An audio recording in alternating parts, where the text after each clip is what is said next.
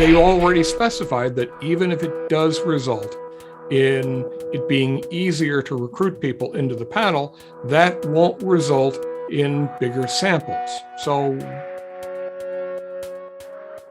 what's the benefit to radio? Nielsen Audio rolled out its new wearables as meter replacements, which it plans to begin phasing into the ratings starting here in April 2022 in many PPM markets. On a client webinar held Thursday, March 31st, the company shared results of a pre-market test of 3 new wearable devices. Presenters claimed these devices were developed mostly as the result of complaints from the radio industry, noting no such negative feedback was coming from actual panelists.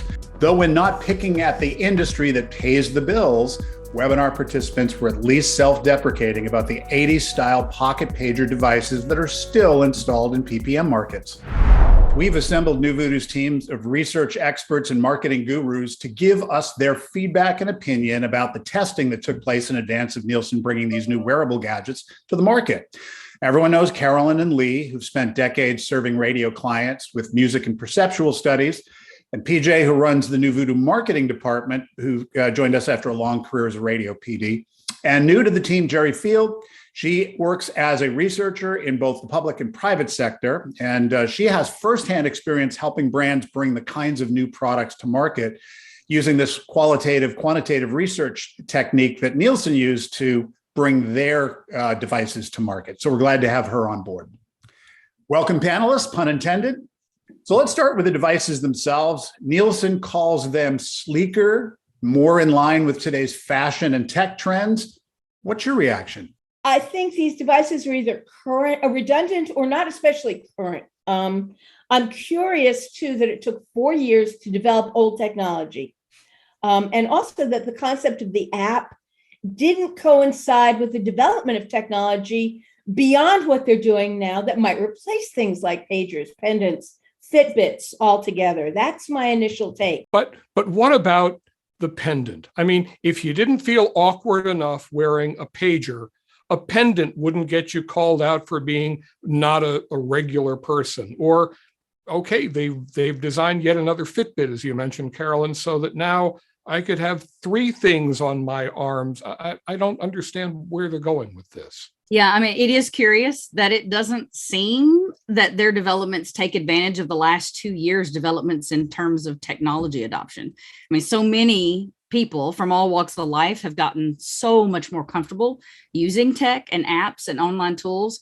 And so, I mean, I know they started, 4 years ago, pre-pandemic, of course, but, given that unprecedented sort of compaction of tech adoption that just happened in the last 2 years. I mean, a strategy and research pivot while they were in the middle of this, seems like it would have been a good idea.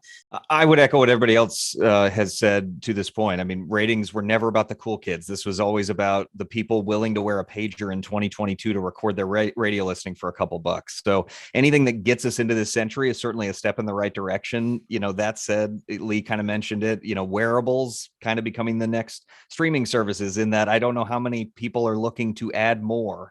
I do actually like the companion app. It makes far more sense to me than the dock. So you can just sync it to that rather than needing to plug it into the mothership every day, which is, far less convenient. I don't know if I understand why it needs to be one app per household instead of user, but, at least we're making some progress here. I'm not sure whether it's one app per household. I believe that it will record if at least one person is using the app. That's right.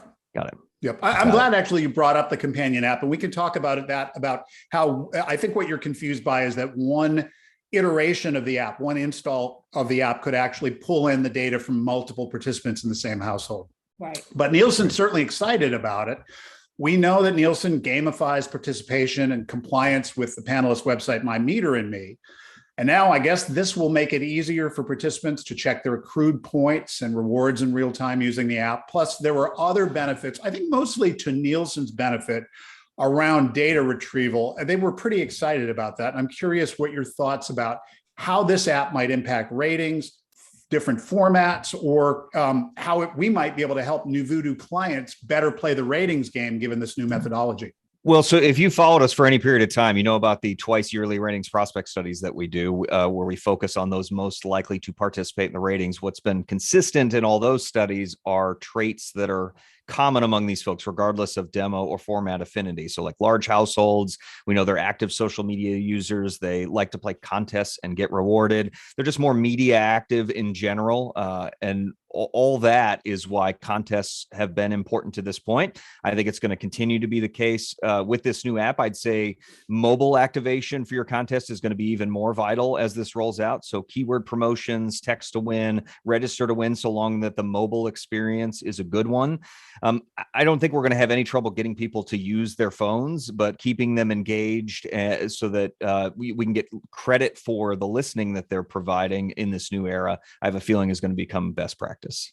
Well, it's interesting because, they take 4 years to develop a technology. We're going to take 2 weeks to figure out how to deal with it and improve our product. All right, so let's get into the actual pre-market testing. So this is for the researchers here.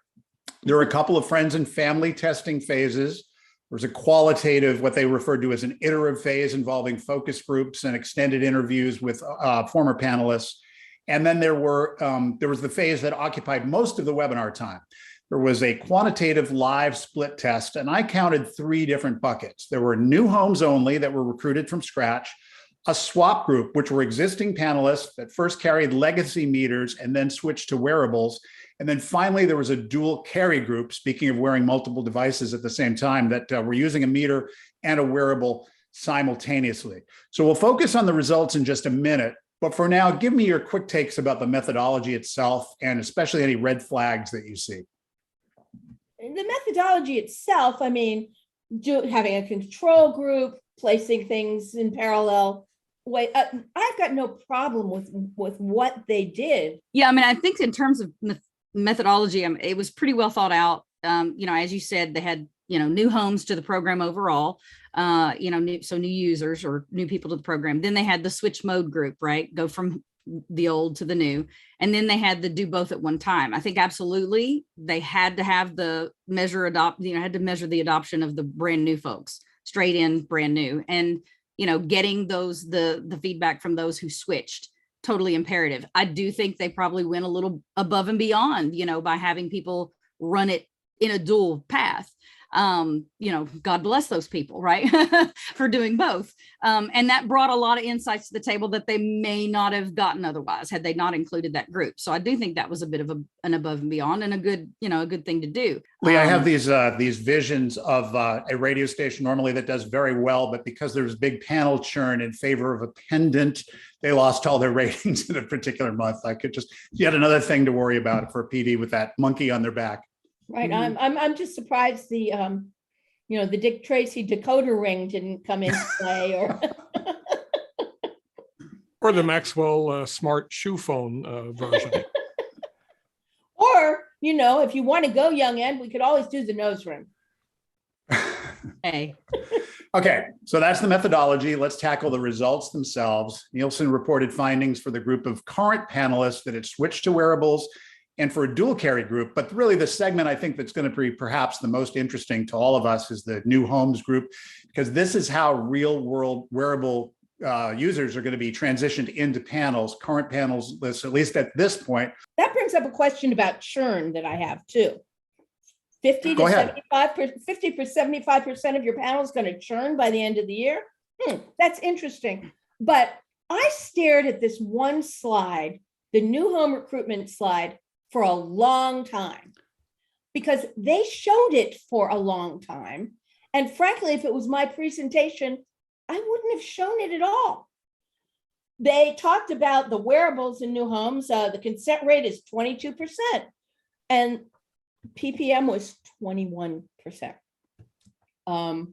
Wearable cooperation rate, 46%, PPM, 45%. Wearable contact rate, 48%, PPM 46%. Statistically, these numbers are the same. And what's interesting is that they did highlight the wearables installation rate was 79% versus the PPM installation rate of 81%. But even they already specified that even if it does result in it being easier to recruit people into the panel, that won't result in bigger samples. So what's the benefit to radio? They have spoken so often about how hard it is to recruit that this plan to refresh that much of a sample that's supposed to be in place for what, 2 years? Is that your recollection of what they're supposed to do?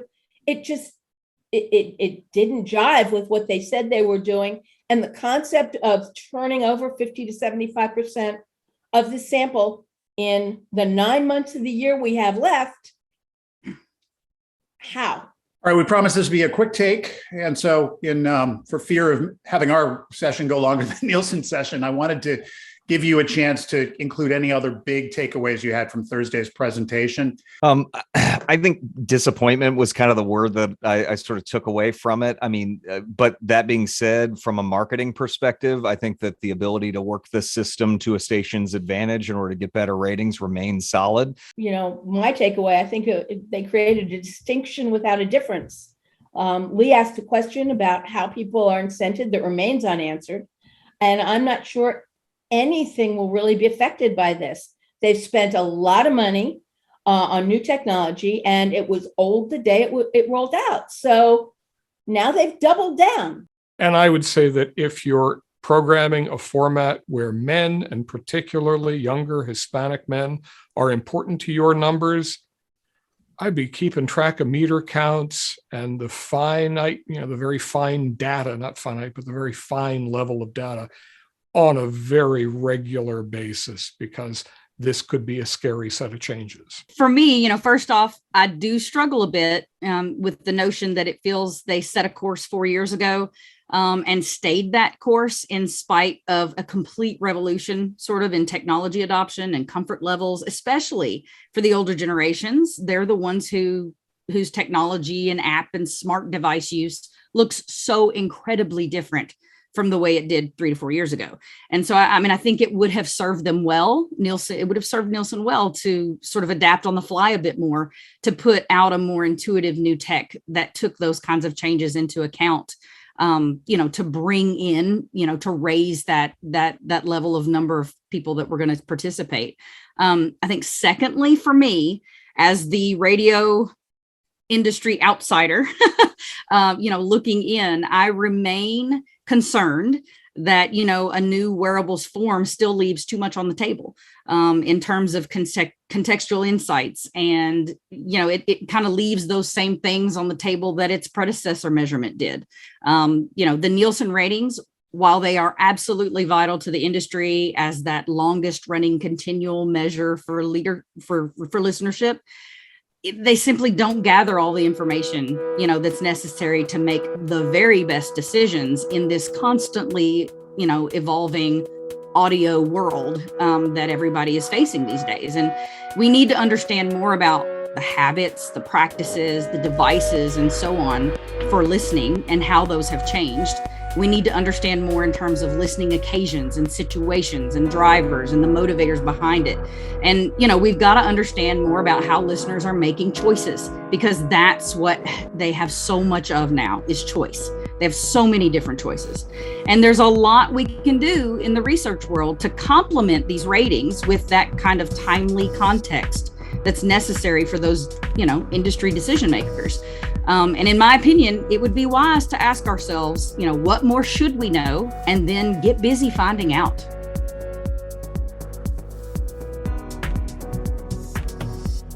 Thanks, everyone, for your input. Lots of great observations.